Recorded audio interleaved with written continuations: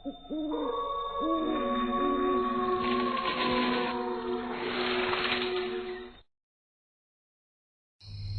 2023 एक छोटे से शहर श्यामनगर में वहां एक पुराना मानसिक अस्पताल था जो अब बंद हो चुका था।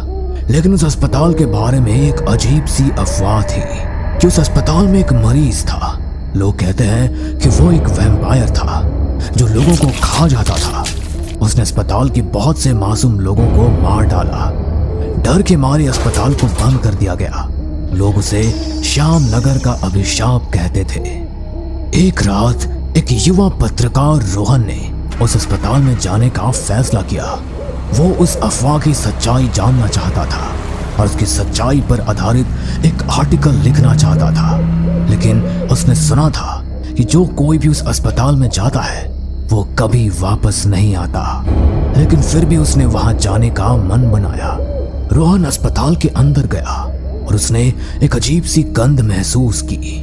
वो गंध बहुत ही बुरी थी, जैसे न जाने कितने लाशें वहां सालों से सड़ रही हों।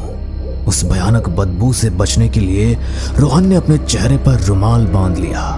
तभी रोहन ने एक अजीब सी आवाज सुनी। वो आवाज अस्पताल के एक कमरे से आ रही थी। रोहन ने उस कमरे में जाने का फैसला किया। रोहन आवाज की दिशा में बढ़ने लगा। आवाज धीरे धीरे तेज होती जा रही थी। रोहन का दिल धड़कने लगा। उसने सोचा कि यह आवाज किसी जानवर की तो नहीं हो सकती। रोहन कमरे के पास पहुंचा और उसने कमरे का दरवाजा खोला। लेकिन दरवाजा खोलते ही उसने भयानक दृश्य देखा। कमरे में कई लोगों की लाशें पड़ी हुई थी और एक राक्षस जैसा दिखने वाला प्राणी उन लाशों के मांस को नोच नोच कर खा रहा था। उसका पूरा चेहरा खून से भरा हुआ था। उस प्राणी की आंखें लाल थी और उसका चेहरा बहुत ही भयानक था। उसे देखकर रोहन की रूह कांप गई। वो समझ गया था कि यही वो वैम्पायर है जिसके बारे में गांव में अफवाहें चलती आ रही थी। वो अब जान चुका था कि उसकी मौत अब उसके सामने खड़ी है। रोहन ने भागने की कोशिश की, लेकिन उस वैम्पायर ने उसे पकड़ लिया। रोहन अपनी जान बचाने के लिए जोर जोर से चिल्लाने लगा, इस उम्मीद में कि शायद उसकी आवाज सुनकर कोई उसे बचाने आएगा। लेकिन उसकी चीखें अस्पताल की दीवारों से टकराकर वापस आ गई। कोई उसे बचाने नहीं आया। वैम्पायर ने अपने नुकीले दांत रोहन की गर्दन में दे मारे। लेकिन तभी अचानक एक हाथ आया और रोहन को खींचते हुए दरवाजे से बाहर खींच लिया। दरवाजा झटके से बंद हो गया। वो हाथ जल्दी से रोहन को उस अस्पताल के बाहर खींचता हुआ ले गया। बाहर की स्ट्रीट लाइट की रोशनी में जब रोहन ने उसे देखा तो वो उसका कैमरामैन शशांक था। शशांक, तुम यहाँ, लेकिन तुमने मेरे साथ यहाँ आने से मना कर दिया था, तो फिर तुम यहाँ कैसे आए? मुझे लगा कि अगर मैं तुम्हारे साथ आने के लिए मना कर दूंगा तो तुम भी यहाँ नहीं आओगे। लेकिन जब नेहा ने मुझे बताया कि तुम मेरे बिना ही यहाँ आ गए तो मुझे कुछ ठीक नहीं लगा, इसलिए मैं यहाँ पर आ गया। जैसे शशांक रोहन को ये सब बता रहा था तभी उसकी नजर रोहन के चेहरे पर पड़ी। उसका चेहरा अब धीरे धीरे भयानक होता जा रहा था। वैम्पायर ने जहां उसकी गर्दन में अपने दांतों को दे मारा था वहां से खून रिसता हुआ नीचे गिरने लगा। शशांक का दिल जोरों से धड़कने लगा। वो रोहन को देखकर बुरी तरह डर चुका था। तभी रोहन शशांक को देखकर भयानक तरह से मुस्कुराया। रोहन, तुम्हें ये क्या हो रहा है? तुम ठीक तो हो ना? रोहन की आवाज बदलकर बहुत भयानक हो गई। वो अब एक वैम्पायर की तरह बोल रहा था। मैं अब तुम्हारी तरह नहीं हूं, मैं अब उनमें से एक हूं। शशांक की आंखें फटी रह गई। वो वहां से भागने की कोशिश करने लगा। रोहन भी उसके पीछे भागने लगा। वो वहां से थोड़ी दूर ही भाग पाया था कि तभी रोहन ने पीछे से आकर उसे पकड़ लिया। शशांक ने पीछे मुड़कर देखा तो रोहन के दांत भी अब उस वैम्पायर की तरह नुकीले हो चुके थे। शशांक की आंखें फटी रह गई। वो रोहन को देखकर भयभीत हो गया। रोहन की आंखें अब लाल हो गई थी और उसका चेहरा भयानक हो गया था। मेरा पहला शिकार होगे। शशांक ने चीखने की कोशिश की, लेकिन रोहन ने उसकी गर्दन में अपने नुकीले दांत दे मारे। शशांक की चीखें उसके मुंह में ही दबकर रह गई। शशांक का खून रोहन के मुंह पर गिरने लगा। रोहन शशांक के शरीर के मांस को नोच नोच कर खाने लगा। अब वहां पर सिर्फ शशांक का कंकाल बचा था। रोहन ने उसे जंगल की तरफ फेंक दिया। उसके पूरे कपड़े अब खून से सन चुके थे। उसने अपने कपड़ों की तरफ देखा और वो अपने घर की तरफ चल दिया। रोहन ने अपने घर का दरवाजा खोला और सीधा अपने कमरे में जाकर नहाने चला गया। वो अपने कपड़ों को उतारने लगा और शीशे में अपना चेहरा देखा। उसका चेहरा खून से सना हुआ था। उसकी आंखें अब भी लाल थी। रोहन ने शावर चालू किया और अपने आप को साफ करने लगा। अपने आप को साफ करने के बाद वो साफ कपड़े पहनकर अपने कमरे में बैठ गया। तभी उसके घर पर खाना बनाने वाली सीमा ताई ने बाहर से उसे आवाज लगाई। तू घर आ गया और तूने मुझे बताया भी नहीं। चल बाहर आ जा, मैं तेरे लिए खाना लगा देती हूँ। तेरे लिए भिंडी की सब्जी बनाई है। ठीक है, आ रहा हूँ। वो भयानक तरीके से मुस्कुराया। वो बाहर आया और सीमा ताई के पीछे खड़ा हो गया। मुझे लगता है आज तू बहुत थक गया है।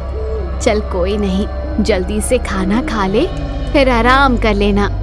आजा, बैठ आजा। रोहन ने सीमा ताई की बातों का कोई जवाब नहीं दिया। अरे क्या हुआ, आकर बैठ ना, मैंने तेरी प्लेट लगा दी है। रोहन ने फिर भी कोई जवाब नहीं दिया। सीमा ताई को कुछ अजीब लगा तो उसे देखने के लिए पीछे मुड़ी। जब उसने रोहन का चेहरा देखा तो उसकी जान हलक को आ गई। रोहन की आंखें लाल हो गई थी और उसके दांत नुकीले हो गए थे। सीमा ताई की सांसें रुक गई। वो रोहन को पहचान नहीं पाई। रोहन का चेहरा अब एक वैम्पायर जैसा हो चुका था। सीमा ताई ने डरकर पीछे हटने की कोशिश की, लेकिन रोहन ने उसे पकड़ लिया। इससे पहले कि सीमा ताई कुछ कर पाती, रोहन ने उसकी गर्दन में भी अपने नुकीले दांतों को दे मारा और शशांक की तरह ही सीमा ताई के मांस को भी नोच नोच कर खा गया और उनकी बची कुची हड्डियों को बाहर कुत्तों को खाने के लिए फेंक दिया। तभी एक लड़का अपनी बाइक पर वहां से गुजर रहा था और कोई लोकेशन ढूंढ रहा था। रोहन बाहर खड़ा होकर उन कुत्तों को हड्डियां चबाते हुए देख रहा था। तभी वो लड़का एड्रेस पूछने के लिए रोहन के पास आया। भाई साहब, ये कौन सी कॉलोनी है? ये कॉलोनी नंबर 5 है। दरअसल मैं अपने दोस्त के घर जा रहा हूँ। वो यही कहीं आसपास ही रहता है, लेकिन पहली बार आया हूँ तो मुझे ये एड्रेस मिल ही नहीं रहा। उसका फोन भी नॉट रीचेबल आ रहा है। ये उसका एड्रेस है। क्या आप जानते हैं कि उसका घर कहाँ है? अब उसका नाम राहुल है। राहुल? मैं उसे जानता हूँ, वो मेरा पड़ोसी है। मैं तुम्हें उसके घर तक पहुंचा दूंगा, चलो मेरे साथ। ठीक है भैया, थैंक यू, वरना आज के टाइम में किसके पास दूसरे की मदद करने के लिए टाइम है। रोहन उस लड़के के साथ चलता हुआ उसे एक सुनसान रास्ते पर ले जाता है।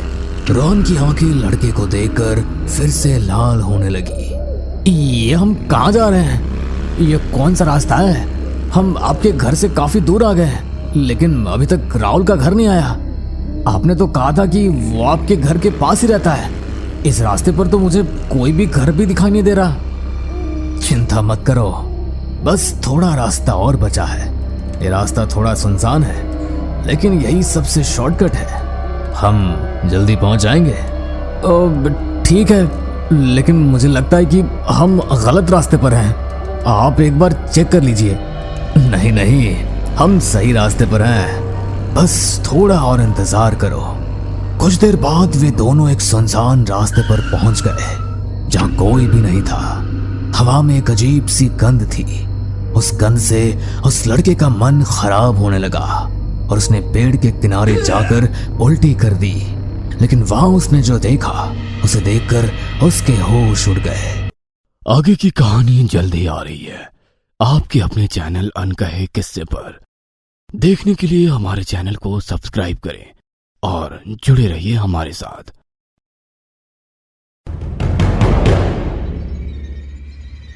विनय और वीना दोनों गुफा के अंदर जाने लगते हैं। गुफा के अंदर जाते हुए उन्हें कई भयानक आवाजें सुनाई देनी शुरू हो जाती है। दोनों जैसे जैसे गुफा के अंदर पहुंचते हैं वैसे वैसे ही वहां अंधेरा और भी गहरा होता जाता है। गुफा के अंदर जाते समय किसी ने वीना पर जानलेवा हमला किया, जिससे वीना बहुत जोर से चिल्लाई। उसने पीछे मुड़कर देखा तो विनय वहां नहीं था। कहाँ हो तुम?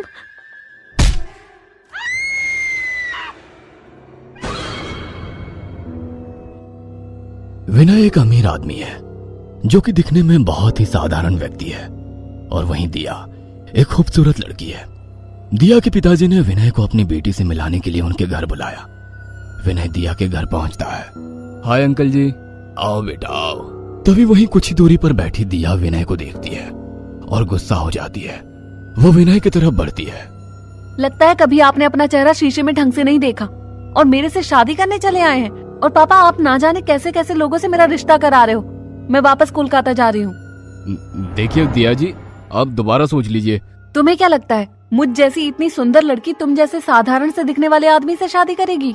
तुझे अपने चेहरे पर बहुत घमंड है ना। सिर्फ तुम ही नहीं, मुझे बहुत सी लड़कियां तुमसे पहले भी रिजेक्ट कर चुकी हैं, पर तूने आज मेरी बहुत बेइज्जती की।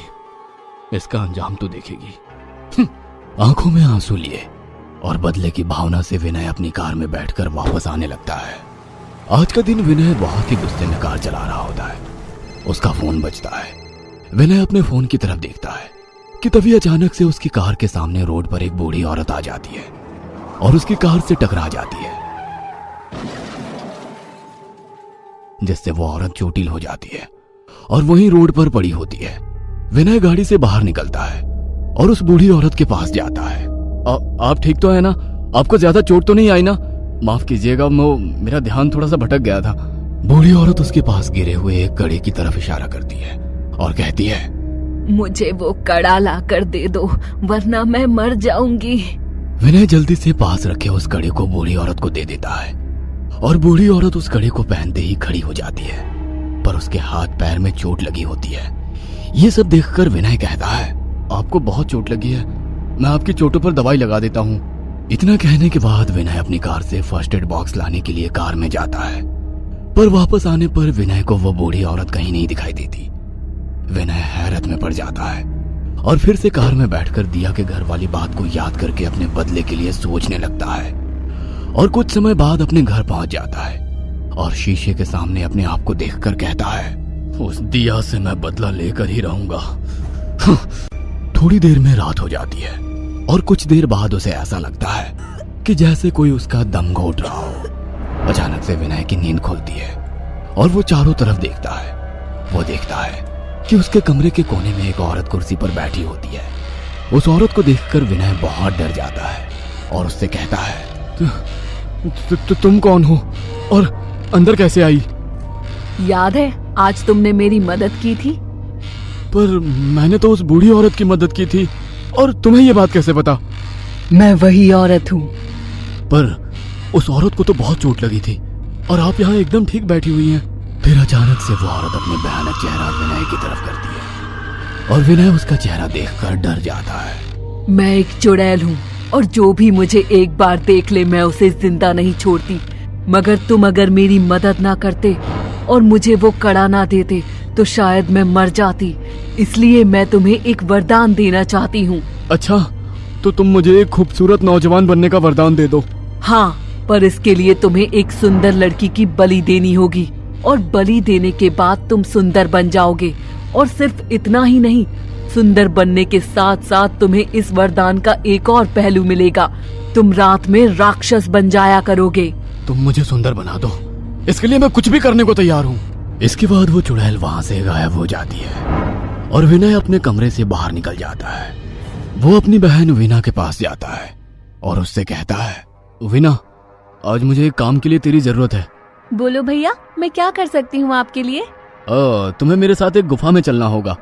विनय और वीना दोनों गुफा के अंदर जाने लगते हैं। गुफा के अंदर जाते हुए उन्हें कई भयानक आवाजें सुनाई देनी शुरू हो जाती है।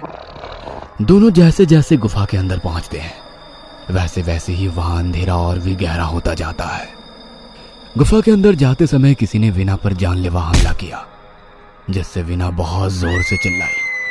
उसने पीछे मुड़कर देखा तो विनय वहां नहीं था। भाई कहाँ हो तुम? तभी वीना को अपने सामने किसी की परछाई बड़ी होती हुई दिखाई दी। तो उसने जैसे ही पीछे मुड़कर देखा, उसको बड़े पत्थर से मारा गया। वीना लगभग बेहोश होने ही वाली थी कि उसने विनय को अपने सामने पत्थर हाथ में पकड़े हुए देखा। उसने विनय से पूछा, माना हम सौतेले भाई बहन थे, मगर हमारा रिश्ता सगे से बढ़कर था और तुमने मेरे साथ धोखा किया है। मैं वापस आऊंगी। इसी के साथ ही वीना वहीं पर अपना दम तोड़ देती है और वहां चुड़ैल आ जाती है और वीना की लाश पर अपना माया जाल फैलाने लग जाती है। और इसके बाद वीना की लाश एक कड़े में बदल जाती है। इस कड़े को पहनते ही तुम एक खूबसूरत नौजवान बन जाओगे और साथ ही साथ तुम एक राक्षस भी बन जाओगे। दिन में तुम सुंदर नौजवान दिखोगे, पर रात होते ही तुम राक्षस के रूप में बदल जाओगे। और हाँ, ध्यान रहे, अगर किसी भी कारण से तुम्हारा ये कड़ा तुम्हारे हाथ से निकल गया तो तुम हमेशा हमेशा के लिए इस दुनिया से उस भूतिया दुनिया में चले जाओगे। हाँ हाँ ठीक है, मैं इस कड़े को हमेशा अपने हाथ में ही रखूंगा। चुड़ैल वहां से गायब हो जाती है और विनय उस कड़े को अपने हाथ में पहन लेता है।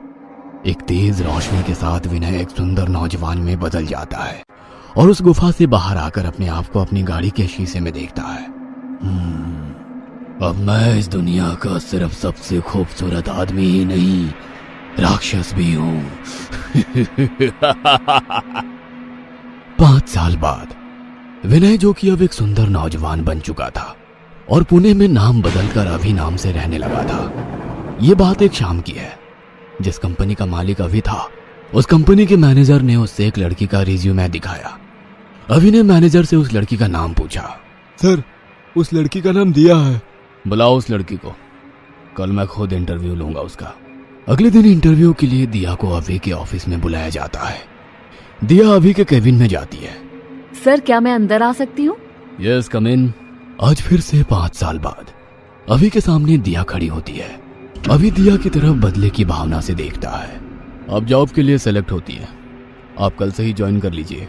पर सर, आपने तो मेरा इंटरव्यू लिया ही नहीं। मैंने तुम्हें केबिन में आते हुए ही देखकर समझ लिया था कि तुम मेरे और इस कंपनी के कितने काम आने वाली हो। Thank you so much sir.